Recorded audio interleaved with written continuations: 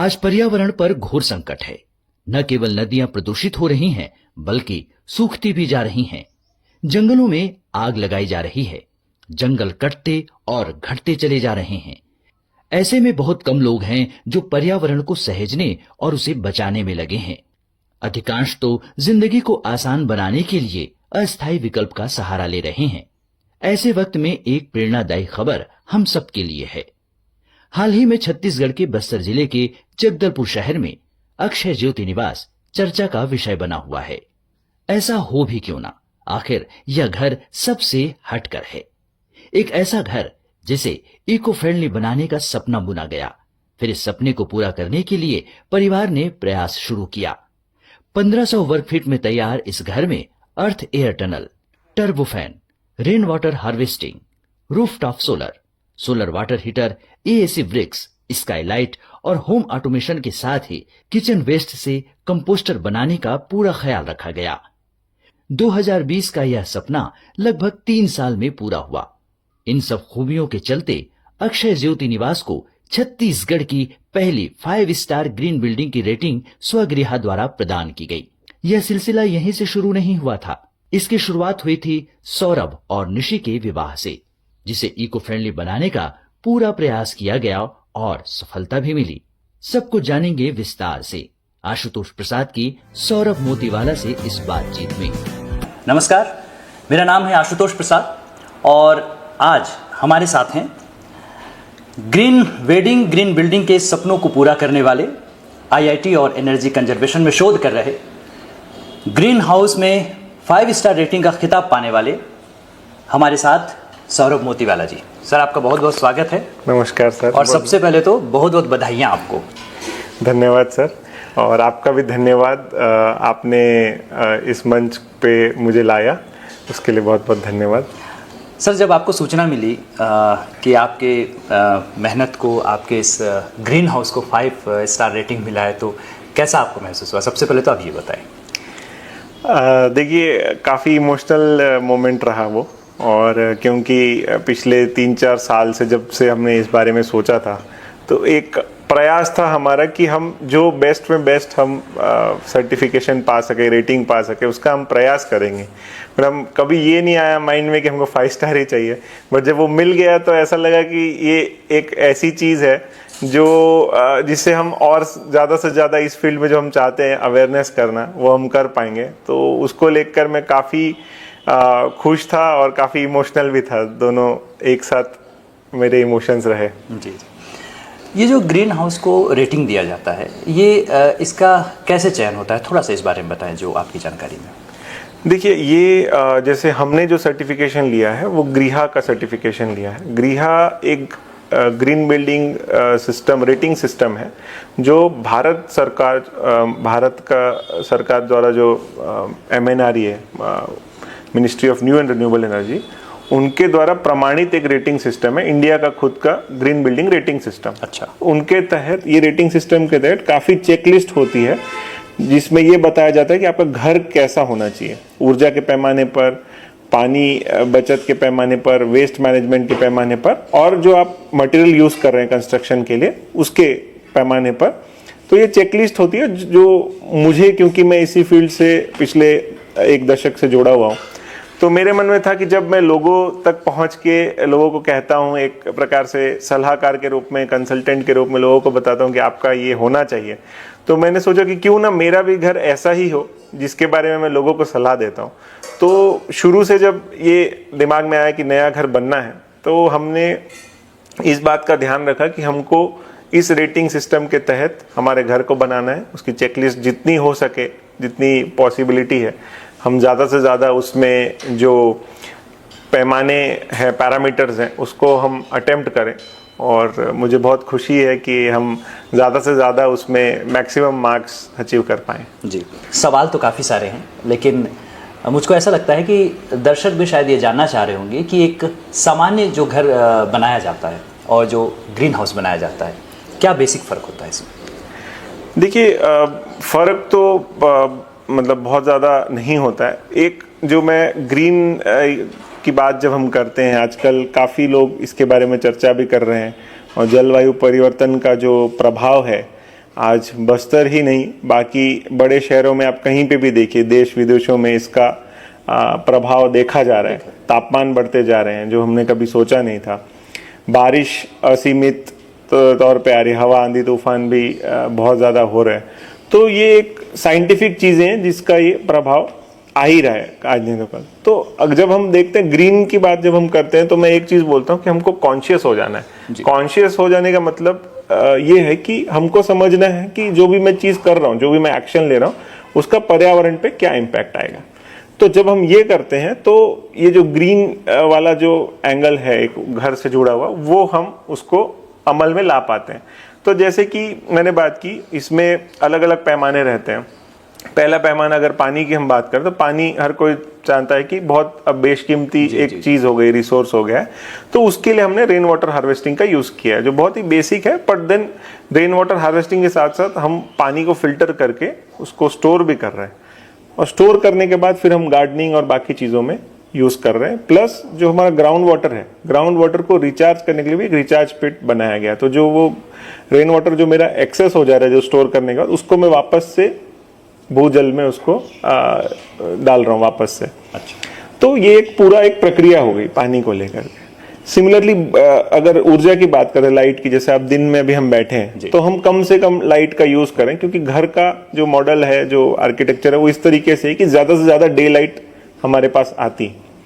तो day light आने की वजह से हमको, नेचुरल डे लाइट आने की वजह से हमको दिन में लाइट की जरूरत नहीं पड़ती। फिर जब हम अप्लायंस लेने जाते हैं, फॉर एग्जांपल पंखा लेने जा रहे हैं, या और भी हम एसी ले रहे हैं या कोई भी चीज ले रहे हैं, उसमें गवर्नमेंट खुद प्रमाणित करती है ब्यूरो ऑफ एनर्जी एफिशिएंसी द्वारा कि ये इसका स्टार रेटिंग क्या है। उसमें भी आप देखेंगे तो एक स्टार मार्क लगा होता है। तो हमने 5 स्टार रेटेड ही अप्लायंसेस लेने का प्रयास किया। प्लस जो हमारी ऊर्जा खपत है वो हम सोलर रूफटॉप के माध्यम से पूरा कर रहे हैं। फिर जो गर्म पानी की रिक्वायरमेंट होती है वो उसके लिए सोलर वाटर हीटर लगा हुआ है हमारे यहाँ।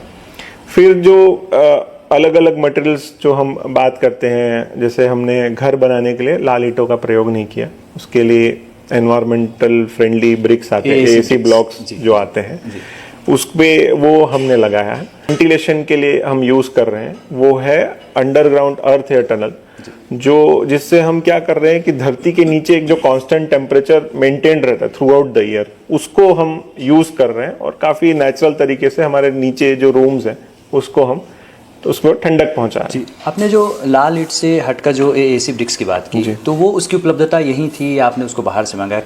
इसके बारे में थोड़ा सा बताएं।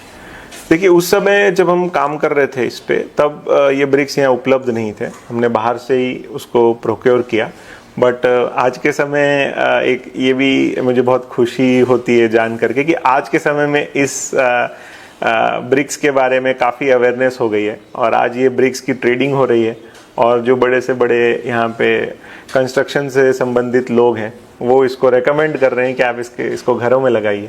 अक्सर हम देखते हैं कि घरों के निर्माण में लाल ईंट का प्रयोग किया जाता है, लेकिन जैसा कि हमें जानकारी मिली है कि एसी ब्रिक्स ये किस तरह की ईंटें हैं और इससे किस तरह का फ़ायदा होता है ग्रीन हाउस के प्रयोग? देखिए, ये अगेन एक साइंटिफिकली प्रूवन है ये फैक्ट कि एक तो इंसुलेशन बहुत अच्छा मिलता है, ये ब्रिक से बहुत ज़्यादा हीट अंदर नहीं आती है। मॉइस्चर एब्जॉर्प्शन भी बहुत ज़्यादा नहीं होता है, खास बहुत जगह हम देखते हैं कि सीलन बहुत जल्दी आ जाती है लाल ईंटों में, तो इसके कंपैरिजन में ये थोड़ा कम इसका मॉइस्चर एब्जॉर्प्शन रहता है।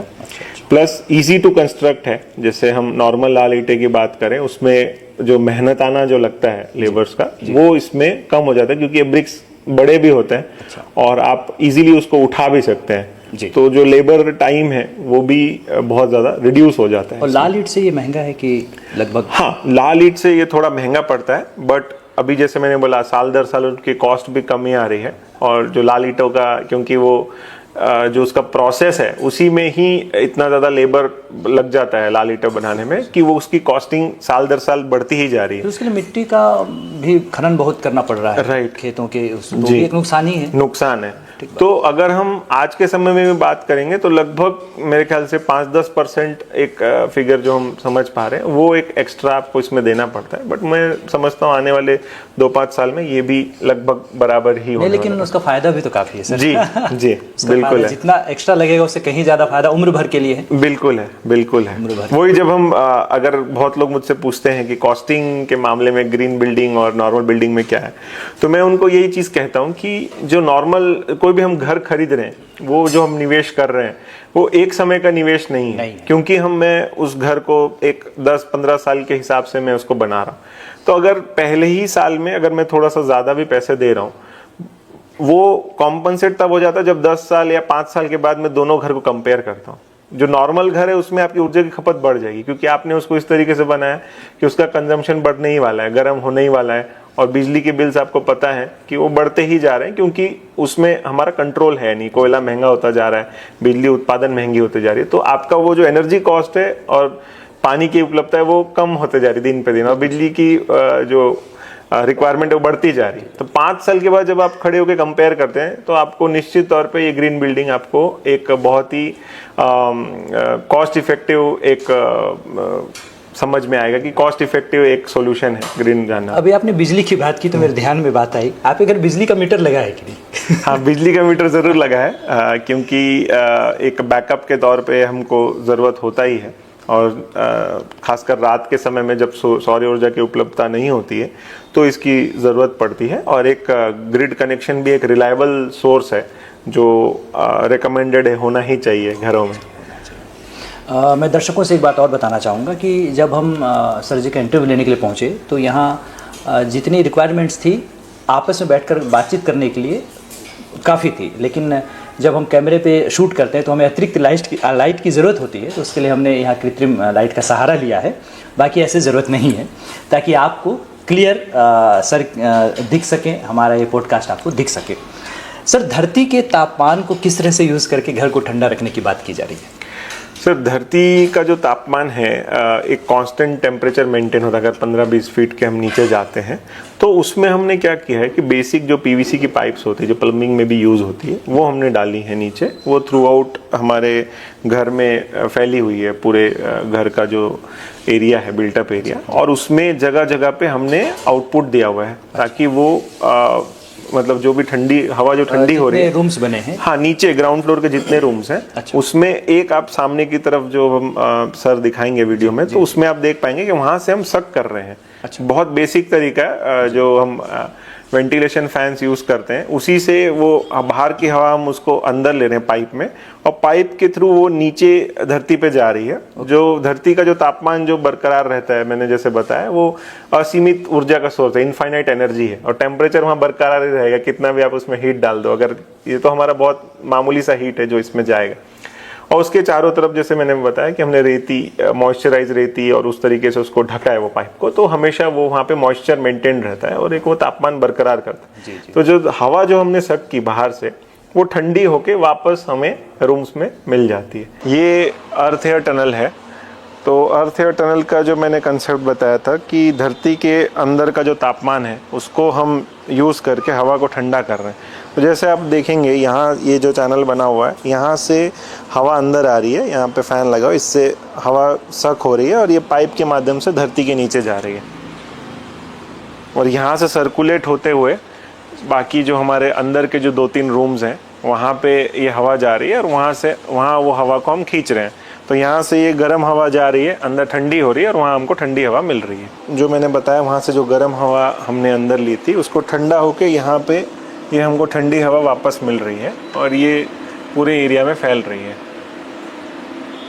तो वो अगर एक प्रकार से हम बोल सकते हैं अर्थ एयर टनल का इनलेट था जो आपने पहले देखा, ये आउटलेट है। तो ऐसे 2-3 आउटलेट्स और बने हुए हैं घर में, जिससे हम तापमान को बरकरार रख पा रहे हैं। तो ये बहुत ही बेसिक इंजीनियरिंग का कंसेप्ट है जो हमने इस्तेमाल में लाया, और अभी आप महसूस भी करेंगे यहाँ पे तापमान जो है वो एक कंफर्टेबल उसमें बना हुआ है। तो ये हमारा एक प्रयास था जिसको हम करने में मैं समझता हूँ थोड़ा बहुत सफल हो पाए हैं इसको, और एक अवेयरनेस भी है कि हम नेचुरल जो हमारा चीज़ है उसको हम यूज़ करें, और एसीज और बाकी जो एनर्जी इंटेंसिव जो हम बोलते हैं कि बहुत ज़्यादा ऊर्जा का यूज़ होता है उसको हम बचा पा रहे हैं। बचा पाए। टर्बो फैन की बात हम सुनते हैं और अक्सर हम फैक्ट्रीज में या ऐसी जगहों पर उसका उपयोग देखते हैं। जी। आम जो जन है जब वो उस टर्बो फैन को देखता है तो उसके मन में एक बात ज़रूर उत्पन्न होती है, ये बिजली से चलता है या ऑटोमेटिक इसको हवा का जो गति है वो उपयोग करने के सक्षम बनाता है? थोड़ा इस बारे में बताइए, जिसका उपयोग आपके यहाँ इस ग्रीन हाउस में हुआ है। जी, अगेन ये बहुत ही बेसिक साइंस का प्रयोग यहाँ मैं बोलना चाहूँगा कि हमारे घर में हमने क्रॉस वेंटिलेशन का काफ़ी ध्यान दिया है। तो अब हमको पता है कि अगर हवा ठंडी होगी तो नीचे की तरफ बैठेगी और गर्म हवा है वो ऊपर की तरफ जाएगी। तो इसी कंसेप्ट पे हमने इसको डिज़ाइन किया है। और टर्बो फैन जो आपका सवाल था वो बिजली से नहीं चलता है, वो नेचुरल ही चलता है, नेचुरल कन्वेक्शन से ही चलता है। तो जो गर्म हवा है घर की वो धीरे धीरे ऊपर की ओर बढ़ने लगती है, और जो हवा की जो गति ऊपर है उससे भी थोड़ा बहुत वो जो रोटेशन मिलता है उससे वो ऊपर की तरफ हवा को खींचता है, और जो नीचे जो क्रॉस वेंटिलेशन हमारा बना हुआ है उससे ये ठंडी हवा रिप्लेस हो जाती है, जो गर्म हवा ऊपर गई है। तो एक हमारा टेम्परेचर भी मेंटेन रहता है। ये बेसिक सा टर्बो फैन है जिसमें गर्म हवा घर की जो है वो एक तरफ आ करके ये ऊपर की ओर चले जाती है। ये नेचुरली घूमता है, और नेचुरल कन्वेक्शन जो होता है जिससे क्या होता है कि गर्म हवा हमेशा ऊपर की तरफ आती है। तो ये फैन की मदद से हवा बाहर की ओर चले जाती है, और जो ठंडी हवा जो क्रॉस वेंटिलेशन से आ रही है वो रिप्लेस कर देती है। तो घर में हमेशा एक ठंडी हवा का प्रवाह बना रहता है। और घर की बात जब हम करते हैं ना सर, तो एक जो हमारा बॉडी के जो अंग हैं जैसे एक तरीके से एक दूसरे से जुड़े हुए हैं, उसी तरह से जो हमने बिल्डिंग साइंस भी मैंने पढ़ी वहाँ पर हमको बताया गया था कि ये जो आपका घर है वो भी एक प्रकार से एक लाइव स्रोत है आपके घर की जैसा, आपके शरीर के जैसा, जिसके हर एक अंग एक दूसरे से हमेशा जुड़े होने चाहिए, कोऑर्डिनेशन बना होना चाहिए। तो आप हमारे घर में देखेंगे, ऊपर भी आप जब देखेंगे तो एक दूसरे से एक जुड़ाव का महसूस है। और जब हम परिवार में भी रहते हैं तो हम चाहते हैं कि एक दूसरे से जुड़े रहें। आजकल जो घर बन रहे हैं वो एक क्लोज्ड आप देखेंगे चेम्बर्स बन गए हैं, उसमें लोग एसी लगा के अपने प्राइवेटली रह रहे हैं। तो एक उसको स्पिरिचुअल एंगल से या थोड़ा सा साइकोलॉजिकल एंगल से भी देखेंगे तो एक जुड़ाव का महसूस आप कर पाएंगे घर में, कि हर एक रूम्स है, हर एक पार्ट है घर का जो अलग अलग पार्ट है वो एक दूसरे से है उसका। हाँ बिल्कुल। सर किचन पर आते हैं, किचन वेस्ट के बारे में तो आप बताइएगा। सर इसमें एक चीज़ मैं और जोड़ना चाहूँगा कि जो चीज़ें मिट्टी में एब्जॉर्ब हो जाती हैं, तो जब पॉलीथीन निकलता होगा आपके यहाँ हर घर में निकलता है, तो उसको किस तरह से आप कर रहे हैं? मतलब वो जैसे सामान्य घर के कचरे जो हैं सब जाते हैं वैसे ही आप भेजते हैं, या उसका कुछ प्लान कर रहे हैं, या उसमें कुछ हो सकता है या किया जाना चाहिए जी, इस पे आप जरूर बताएं। तो सबसे पहले हम किचन वेस्ट से शुरू करते हैं इस बात को। एक ये बहुत ही महत्वपूर्ण सवाल है मुझे लगता है, और ख़ासकर शहरों में, बड़े शहरों में तो इसका आप इम्पैक्ट देख रहे हैं कि पॉलीथीन जो हमारे गाय और बाकी जो स्ट्रे एनिमल्स हैं उनके पेट में ये जा रहा है, और वेस्ट जो कई मौतें हो चुकी हैं, और इसमें हमको बताने की ज़रूरत नहीं कि कितना ये नुकसान कर रहा है प्लास्टिक। तो अगेन जो मैं पहले भी बात किया कि हमको एक सजग हो जाना है इस चीज़ों पे, कि जागरूक हो जाना है कि मैं जब वेस्ट निकाल रहा हूँ तो वेस्ट मुझे सोचना है कि वेस्ट जाएगा कहाँ सबसे पहले। या तो वो ऑर्गेनिक वेस्ट जैसे आपने बताया कि वो अगर सॉइल में घुल सकता है, मिट्टी में घुल सकता है, तो उसको मैं पहले ही अलग कर दूं। जो हम ऑर्गेनिक इनऑर्गेनिक वेस्ट की बात करते हैं, वेट ड्राई की भी बात करते हैं, तो अगर ऑर्गेनिकली डिकम्पोज हो सकता है वो वेस्ट, तो उसको हम वैसे ही अलग करके हमारे पास एक कमर्शियली अवेलेबल कंपोस्ट है जो बहुत ही आसानी से अमेजोन या दुकानों में मिल जाता है, तो हम वही उसी का इस्तेमाल कर रहे हैं। तो जो भी हमारे घर में जो सब्जी के छिलके या और कुछ निकलता है, और जो भी वेस्ट निकलता है किचन से, तो हम उसको वहाँ पे डालते हैं।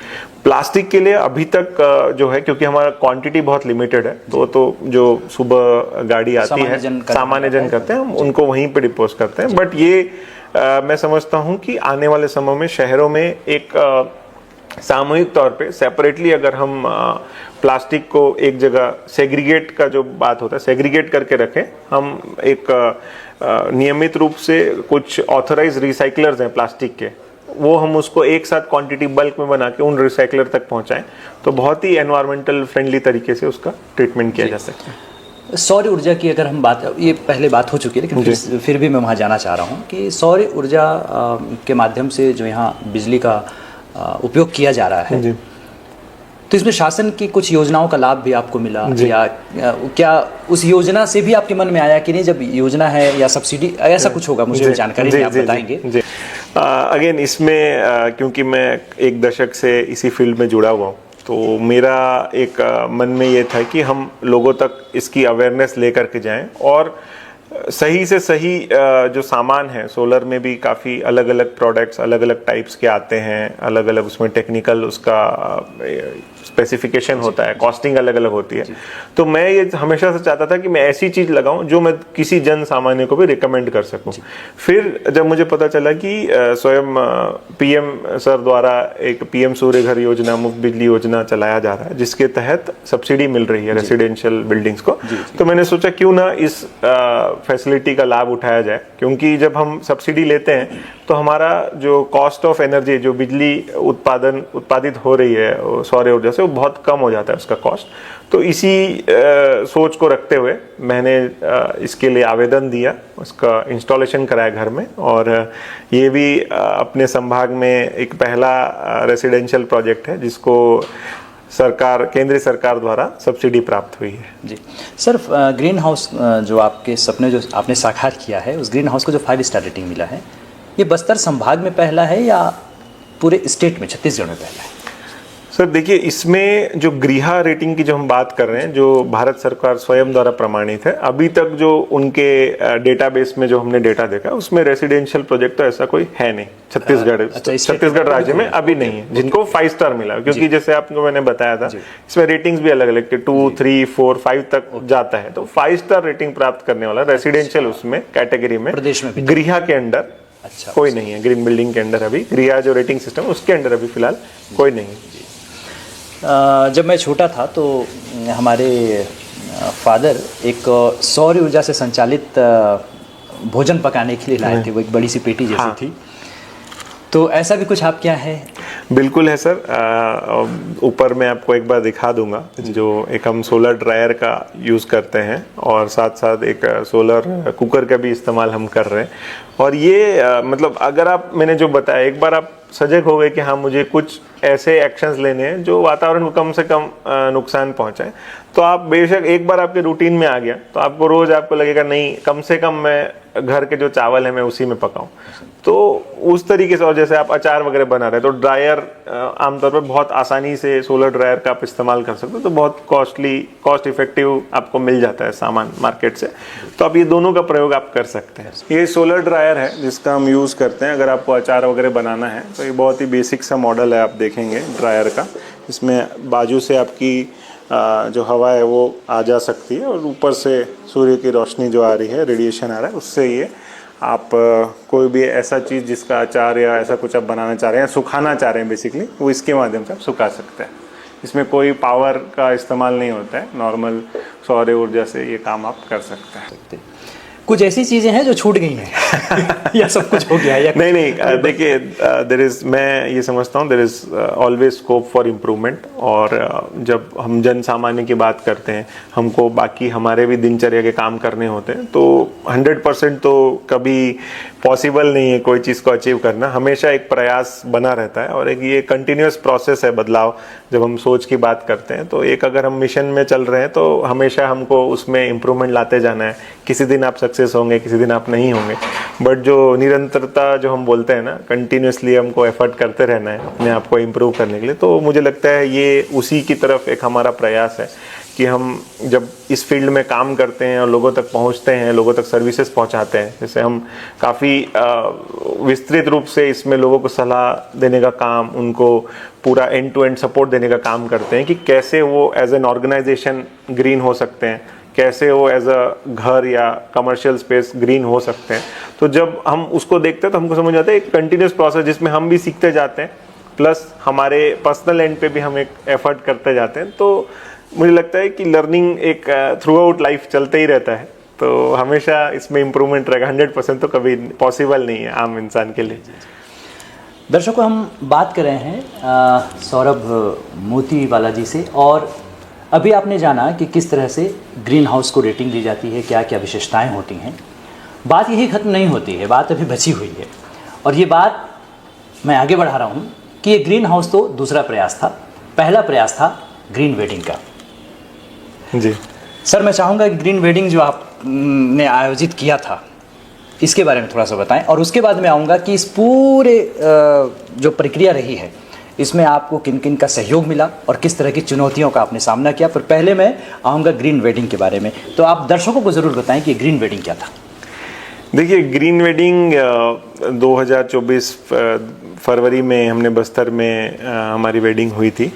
तो फिर से क्योंकि जो मैं इस फील्ड से जुड़ा हुआ हूँ तो मुझे ये था कि हम कुछ एक ऐसा एफर्ट करें जो एक अवेयरनेस का मैसेज जन सामान्य तक जाए, और जितने भी हमारे गेस्ट आ रहे हैं वो एक प्रकार से सजग हो जाएं कि नहीं, इस तरीके से भी वेडिंग की जा सकती है। तो ऑब्जेक्टिव हमारा यही था, और इसमें हमने शुरू से प्रयास किया कि जितने हमारे लोग हैं जो इस शादी का शामिल होने वाले हैं, उनको जो हमने इनविटेशन कार्ड भी भेजा था वो अगेन बायोडिग्रेडेबल मटेरियल था, जिसमें हमने हमारा निमंत्रण भेजा था लोगों को, और उसमें हमने मैसेज भी ये डाला था कि हम एक प्रयास करने जा रहे हैं इको फ्रेंडली वेडिंग का, तो इसमें हम आपकी सहयोग की अपेक्षा चाह रहे हैं।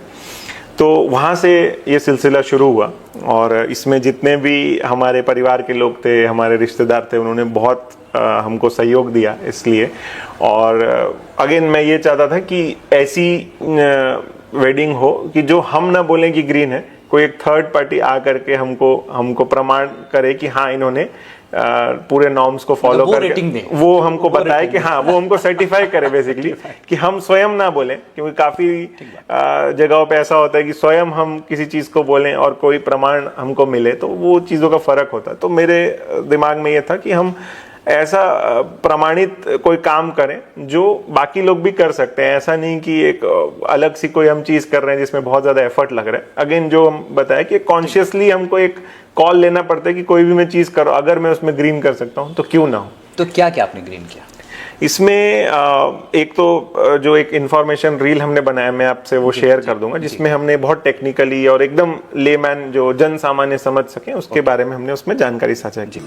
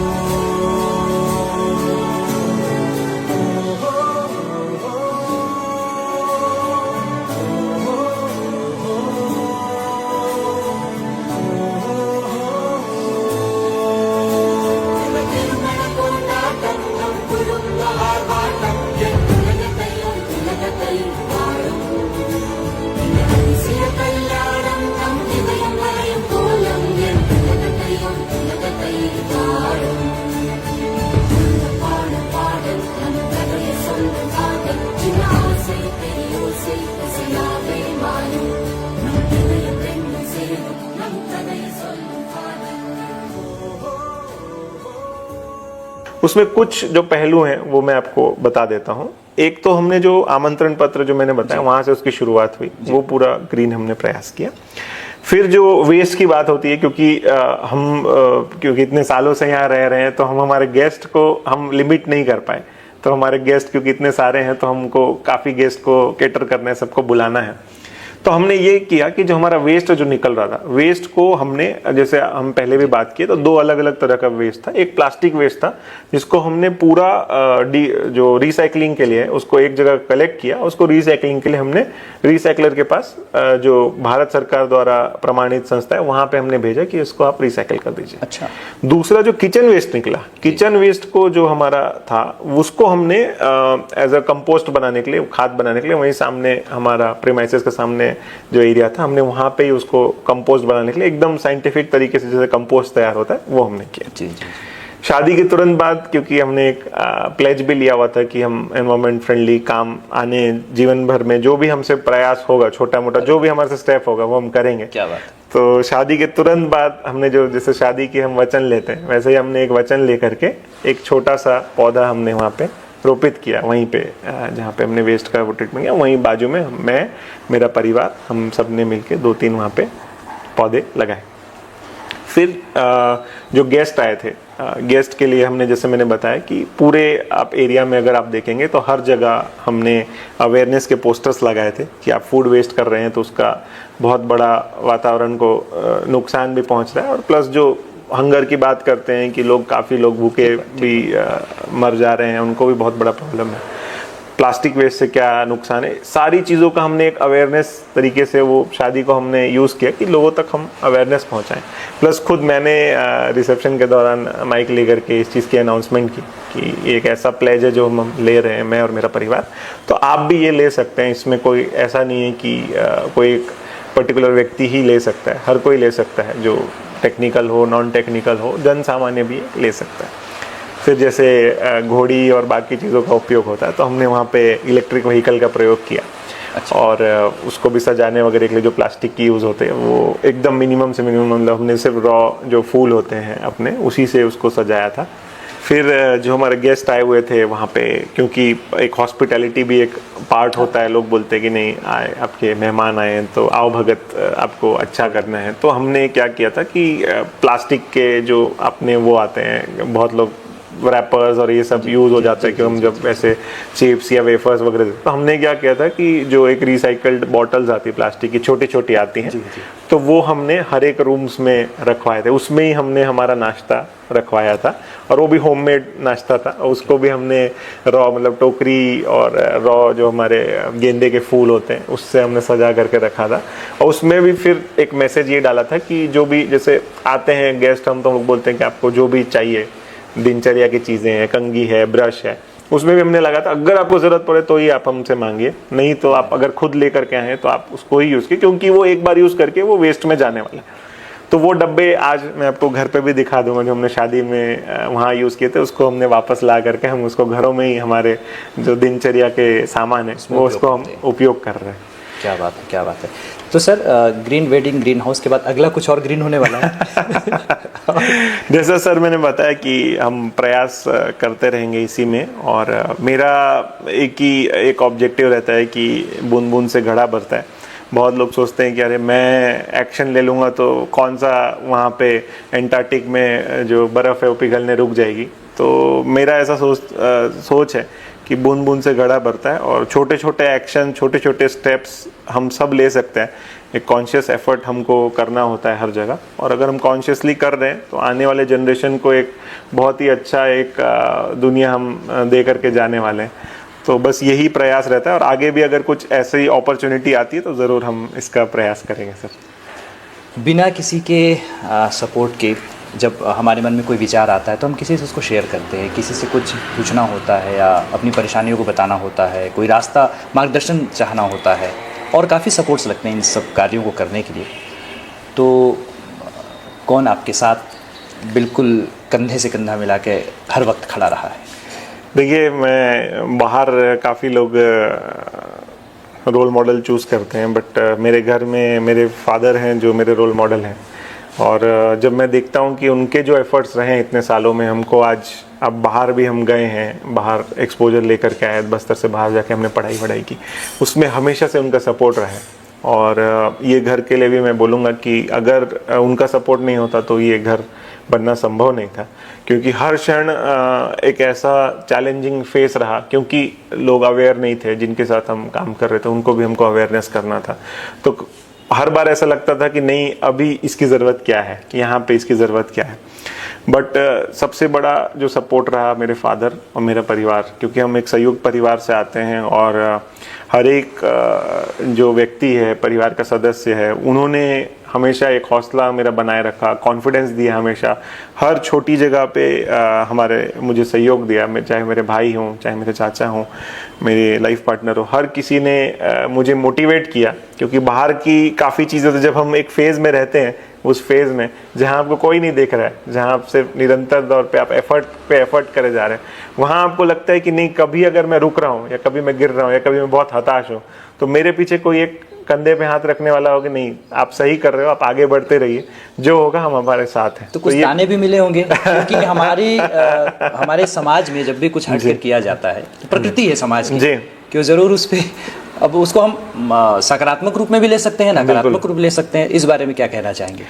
देखिए सर, ताने मुझे लगता है क्योंकि हम ऐसे क्षेत्र से यहाँ पे आते हैं जहाँ हम नया कुछ करने जाते हैं, तो निश्चित तौर पे लोगों के कुछ सवाल होते हैं, और मुझे लगता है कि उनका एक पॉजिटिव उस पे ये भी रहता है कि कहीं ये जो मेरे से जो जुड़ा हुआ व्यक्ति है वो कहीं गलत दिशा में ना चले जाए। तो मैं उस तानों को ऐसा लेता हूँ कि नहीं, अगर इनमें अवेयरनेस नहीं है तो आज नहीं तो कल आएगी। तो उन्होंने बहुत बार कुछ चीज़ें बताई कि हाँ ऐसे होगा। मुझे लगता है कि वो तानों बहुत ज़्यादा चिंतित थे कि हमारा ये जो आसपास में जो हमारा बच्चा है ये काम कर रहा है, कहीं ये गलत दिशा में तो नहीं जा रहा है। तो मुझे ऐसा लगता है ये कांस्टेंट चेक था मेरे ऊपर कि नहीं, ये गलत दिशा में ना जाए, और हमको भी एक रिट्रोस्पेक्ट जो हम बोलते हैं ना, कि एक बार आईने के समय खड़े होकर देखना है कि भाई मैं कहीं बहुत ज़्यादा एफर्ट तो नहीं कर रहा हूँ, कहीं मैं गलत दिशा में नहीं जा रहा हूँ। तो वो मुझे लगता है कि वो स्टेपिंग स्टोन या माइलस्टोन के जैसा था, जहाँ पे मैं हमेशा खुद को रिट्रोस्पेक्ट कर पाया कि मैं सही हूँ कि मैं सही नहीं हूँ, कि मुझे दिशा कुछ बदलनी चाहिए या मुझे कुछ और तरीके से इसको इम्प्लीमेंट करने का सोचना चाहिए। और आज मुझे बहुत खुशी है कि जिन लोगों से मुझे उस तरीके की बातें सुनने मिली, उनके द्वारा बधाई दी जा रही है और उनके द्वारा प्रोत्साहन दिए जा रहा है।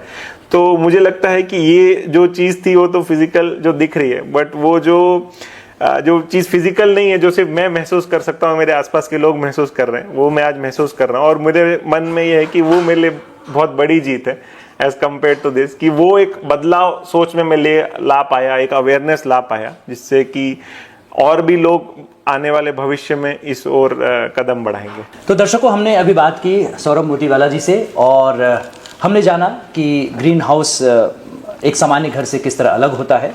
साथ में इन्होंने ग्रीन वेडिंग की बात भी बताई। चर्चा तो हम काफ़ी कुछ कर सकते हैं, लेकिन उसके लिए हम फिर कभी सर का समय लेंगे और इनसे फिर बातचीत करेंगे। फिलहाल आपने इस कार्यक्रम को देखा, और इस प्रोग्राम को देखने के बाद आपके मन में अगर कुछ विचार आ रहे हैं और आप कमेंट्स में ज़रूर बताएं, और जुड़े रहिए इसी तरह। और आप यदि ग्रीन हाउस के बारे में सोच रहे हैं, ग्रीन वेडिंग के बारे में सोच रहे हैं, तो सौरभ मोतीवाला जी बिल्कुल तैयार हैं आपका मार्गदर्शन देने के लिए और उत्साह बढ़ाने के लिए। और आप सभी का बहुत बहुत शुक्रिया जो आपने अपना समय दिया और हमारे इस कार्यक्रम को देखा। आपका बहुत बहुत शुक्रिया। हम दोनों की तरफ से आपको नमस्कार। धन्यवाद।